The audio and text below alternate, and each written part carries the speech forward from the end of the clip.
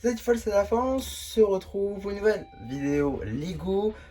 Aujourd'hui, magazine Lego Ninjago Legacy du mois de septembre 2025 évidemment. Donc aujourd'hui, on va commencer bien par le tour des mini-figurines comme d'habitude. On s'attaquera après à la carte et enfin, on parlera du contenu du magazine en lui-même. C'est parti. Ici, vous avez la figurine de Zane, tournoi des sources, une figurine pas du tout exclusive. En effet, on la retrouve dans le set entrée de gamme de la troisième vague de set Ninjago Dragon Rising 2024. En effet, la moto de glace de Zane, sortie donc le 1er juin 2025 pour le prix de 10 €, autant dire un tout petit peu plus cher que ce magazine, ce qui en fait donc vers la manière, on va dire, la plus simple de l'obtenir. On retrouve également Zane, cette fois-ci avec des épaulettes, dans la ville au tournoi, mais cette fois-ci à 250 €. Donc autant dire que si vous vouliez un Zane sans pour autant ravoir les pièces de la moto, eh bien ce magazine est parfait pour vous. Car effectivement, ça permet d'obtenir plein de pièces très cool, notamment pour des customs de Zane si vous l'avez déjà. En effet, on peut notamment parler de sa coupe de cheveux ou encore sa tête du film classique qui permet de faire diverses variantes. On a également un petit foulard blanc, tout ce qu'il y a de plus classique. Également donc un torse et des jambes magnifiquement tampographiés et donc le fond en écaille de dragon que je trouve d'ailleurs très sympathique.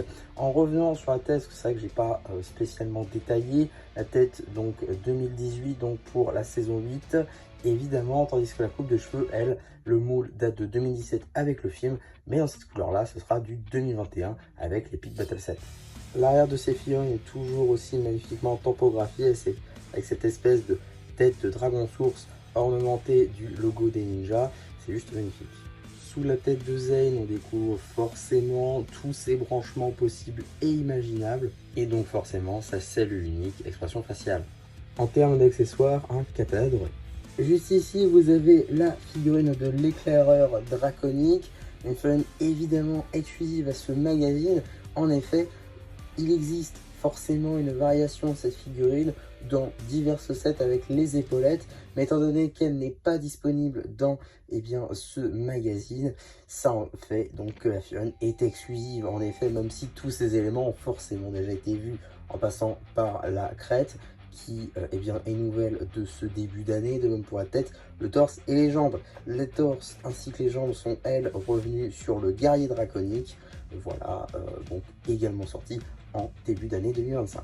Toujours aussi bien tampographié, avec aussi bien du Dark Grey que de l'argenté, en passant par du Dark Red, pour ne pas dire Bordeaux. Voilà, beaucoup de topographie sur ce torse, tout de même la tête et également les jambes, qui je trouve marchent très bien et qui rendent également très bien. Une seule et unique expression faciale que vous avez vu tout à l'heure, parce qu'à l'arrière, effectivement, on a quelques petites écailles comme ceci qui sont un petit peu cachées par la coupe de cheveux, que je trouve dommage parce que ça reste quand même de beaux détails. En tout cas, de très belles topographies qui certes sont cachées mais qui sont tout de même là. En termes d'accessoires, un cimetière. Maintenant la carte. Ici vous avez la carte en édition limitée numéro LE28, équipe Lloyd et Cole légendaire édition limitée. Elle appartient à la série 8 de cartes à jouer et à collectionner, Lego Ninjago Dragon Rising Lune 200. Et donc voilà, maintenant qu'on a fait le tour des diverses surprises, on va pouvoir très rapidement jeter un œil ici à la boîte en métal exclusive, avant qu'ils la remettent dans un magazine comics. En tout cas, une très belle boîte je trouve, qui reprend, on va dire, le même design que la précédente, en effet, celle du mois de juillet, avec donc, nous avions pareil, la petite ici porte provenant du set 4 Plus sorti en début d'année, je l'avais déjà dit en juillet. On a également une nouvelle partie comme ceci pour le logo Ninjago Legacy. On a également ici les deux logos qui s'affrontent en passant par le logo de Zane face au logo des Draconiques. On a également donc juste ici le visage de Zane ainsi que le visage du Draconique. En dessous, nous avons forcément les mentions légales, l'âge, l'échelle, Limited Edition Box évidemment avec marqué Zane au-dessus. On a également le petit numéro d'item qui vous permettra de le rajouter à votre collection de set ou tout simplement d'obtenir les instructions sur le site de Blue Ocean. on a également marqué ici Legacy Box que j'ai oublié de vous citer tout à l'heure. Et donc maintenant qu'on a fait le tour de ceci, on va pouvoir passer au magazine qui est donc sur le format Legacy, c'est-à-dire le format au-dessus du format classique, à 8,99 €. Le prix n'a pas changé, j'espère qu'il n'en manquera pas encore une fois évidemment. En tout cas, petite précision que je trouvais assez marrante à signifier, c'est qu'on n'a plus de personnage Dragon Rising sur le devant des magazines Legacy, mais maintenant on a des personnages un petit peu de toutes les ères de Ninjago, ici visiblement Premier Empire avec Kai. En ce qui concerne donc l'intérieur de ce magazine, on va avoir une petite publicité pour 2 numéros du magazine Star Wars de 2024 avec celui de mars et celui d'août. 2 magazines d'ores et déjà présentés sur la chaîne si ça vous intéresse. Je vous renvoie vers la playlist magazine évidemment. On a également juste ici donc le sommaire qui risquerait de nous spoiler le contenu du magazine. Donc on va vite fait passer à la suite tout simplement avec ici une petite double page dédiée à nos 2 personnages du jour avec des jeux tout simplement avec eux tout simplement. Donc ça c'est cool. Un petit jeu donc sur le thème de Premier Empire avec Kai en personnage principal j'imagine et avec pas mal de symboles qu'on peut voir dans la saison 12. Donc ça c'est plutôt sympa. On a également ici une petite publicité pour les sets basés donc sur la partie 2 de Dragon Rising saison 3. 2 sets que j'ai également d'ores et déjà présentés en passant par le robot Spinjitzu Darin ou encore Rontu le maître dragon. 2 sets que j'ai déjà présentés comme dit. Je vous renvoie vers la playlist review. On continue avec donc quelques jeux là encore en passant par visiblement des jeux avec les ninjas dans leur tenue Core / Evo. On a également ici un petit point sur la saison 5. Il était une fois avec oui même une fois les Nindroid. Effectivement il y a pas mal de choses à dire en passant donc par Zane ici, passant par les Nindroid donc de la saison 3. Voilà une petite page info ici pourquoi pas. On a également donc visiblement une petite bande dessinée qui sera évidemment disponible sur la chaîne BD Slava de Soi en passant donc par divers trucs plutôt intéressants hein, notamment ils sont au magasin de thé de Wu, on peut voir notamment dans la saison 5. On a également du Cyrus Borg hein, qui revient, ça c'est plutôt sympa. Un beau Nindroid hein, qui visiblement a l'air d'être assez énorme. Enfin, c'est une armée Nindroid un petit peu plus petite. On a également un jeu sur 2 pages visiblement avec un ici, donc un what if, Garmadon, l'Overlord et Moro se rencontrent. Ouais. Ça c'est plutôt marrant et pour le coup si on commence à avoir justement des ici donc des what if dans l'univers Ninjago, que ce soit en jeu ou même en série télévisée, et pour le coup en série télévisée ça pourrait être très cool hein. On pourrait voir vraiment pas mal de choses, par exemple ici Kai était ninja vert, ça pourrait être fou. Donc voilà, c'est juste une petite théorie comme ceci, parce que là je vois, et ça fait déjà quelques temps maintenant que j'y pense, je pense que ça pourrait être très sympa de voir des what if ou de voir des SI dans la gamme Ninjago, et si le magazine en a l'idée, je dis pas que ça va arriver après, je dis juste que peut-être que les équipes créatives de Lego en ont conscience. En tout cas, on a un petit poster défendre les plus faibles, qui du coup traite du set Ninjago Legends de Kai, également set que je vous ai présenté sur la chaîne. Ça je trouve ça plutôt sympa parce que comme j'ai souvent dit, je sais que le robot, il y a déjà un poster dedans, mais peut-être que ça pourrait pas coller pour tout le monde. Et donc avoir un poster comme ceci, ça pourrait être pas mal pour le mettre derrière. En effet, j'ai beaucoup vu, notamment sur les réseaux sociaux, je pense à Instagram, des gens qui achetaient donc les dioramas Lego Icons et qui mettaient des posters, des films derrière. Et franchement, je pense qu'on pourrait voir la même chose avec Ninjago ici, notamment avec ce genre de posters, ou alors tout simplement les posters que Lego met dans les sets. Ça pourrait être franchement très sympa. On a également un poster Nindroid avec donc le dragon robot. Juste ici, je vous le mets. Hein. Voilà, le dragon robot de la saison 3, ou encore divers véhicules toujours basés sur les sets de la saison 3, technologie de pointe. On a également donc Moro et Overlord, alors que sur l'autre page, nous avions un petit Garmadon, voilà, comme ceci. Donc, et si les trois se rencontraient, donc forcément les trois sont présents dans ce jeu. J'imagine que c'est peut-être un jeu à dés. Ça n'a pas l'air d'être un jeu à dés. Non, ce n'est pas un jeu à dés. D'accord. Bon, pourquoi pas. On a la suite de la BD avec le retour du robot titan de Zane, un set que je possède qui était sorti à l'occasion du 10e anniversaire. Donc ça, un set plutôt sympathique je trouve. Suite de la BD, suite des fins de la BD, avec ici des jeux basés sur la saison 13, en passant ici donc un jeu avec les Oni, à ne pas confondre avec les semeurs de destruction, mais bel et bien donc les aventuriers de Shintaro, et également donc la continuité sur l'histoire de Ninjago qui est re-racontée, en passant ici donc par la saison 13 avec les événements de Shintaro. Donc voilà, qui se raconte jusqu'à la fin, donc la saison 13 est bel et bien finie. J'imagine que la prochaine fois ils vont nous raconter peut-être l'inconnu peut-être.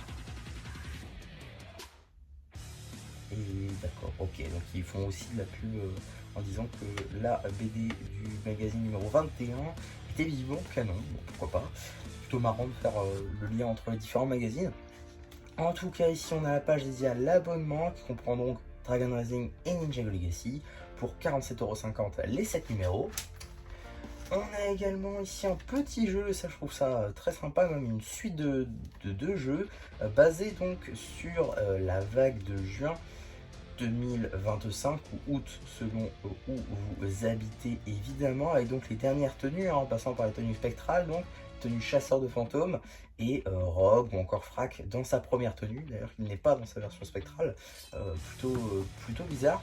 En tout cas il faut visiblement associer les noms aux pouvoirs élémentaires aux images des ninjas, donc ça c'est plutôt ludique, et là pour le coup il faut peut-être compter le nombre de points de chaque ninja, parce qu'ils ont des shurikens en fonction de leur couleur évidemment.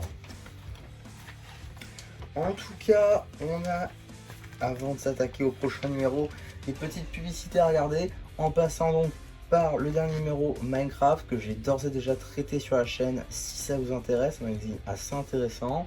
Donc je vous renvoie vers la vidéo qui est sortie assez récemment, si vous regardez la vidéo au moment où elle sort évidemment. Et on a également une petite publicité pour les cartes Ninjago Dragon Ring série 8 Lune 200 avec les Blister 2 et Multipack 2 que j'ai également là aussi traité en shorts.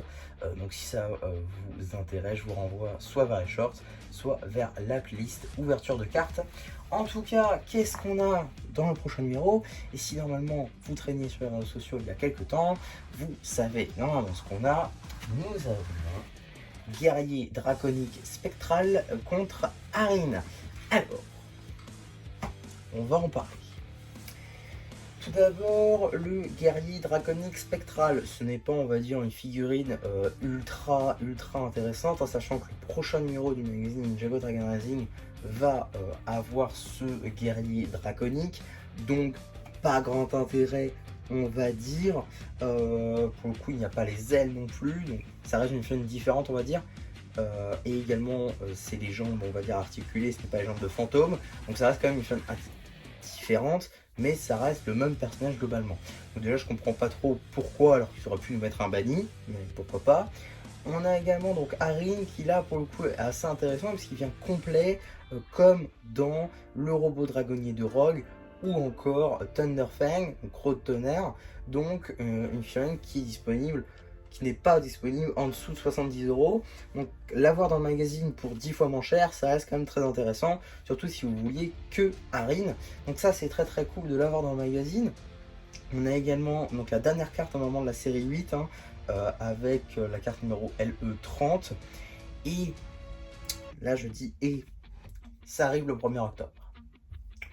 Ça veut dire que littéralement on l'a 17 jours avant l'Allemagne, ce qui est juste fou.